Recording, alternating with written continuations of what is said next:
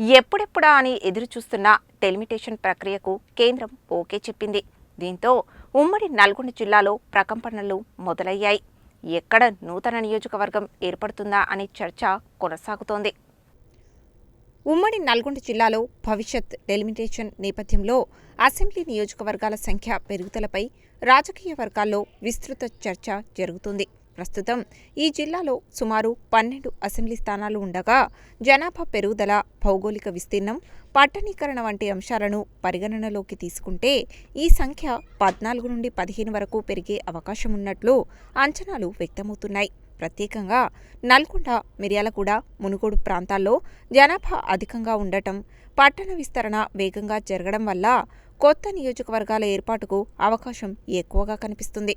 నల్గొండలో పట్టణ, గ్రామీణ విభజన ఆధారంగా 2 స్థానాలుగా విభజించే అవకాశముండగా నకరేకల్ నియోజకవర్గం విస్తీర్ణం దృష్ట్యా అదనంగా 1 సీటు ఏర్పడే అవకాశముంది.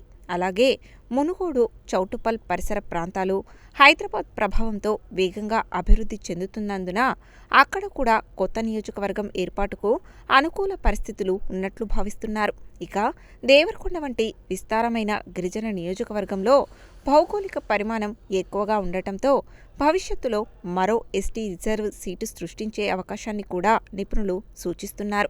అలాగే హుజూర్నగర్, కోదాడ జనాభా సాంద్రతను బట్టి స్వల్ప మార్పులు లేదా సరిహద్దు సవరణలు జరిగే అవకాశముంది. మొత్తంగా చూస్తే ఉమ్మడి నల్గొండ జిల్లాలో కనీసం 2 నుండి 3 అసెంబ్లీ స్థానాలు పెరిగే అవకాశం ఉండగా ఈ మార్పులు ప్రాంతీయ రాజకీయ సమీకరణాలను ప్రభావితం చేయడమే కాకుండా కొత్త నాయకత్వానికి అవకాశాలను కూడా తీసుకురానున్నాయి.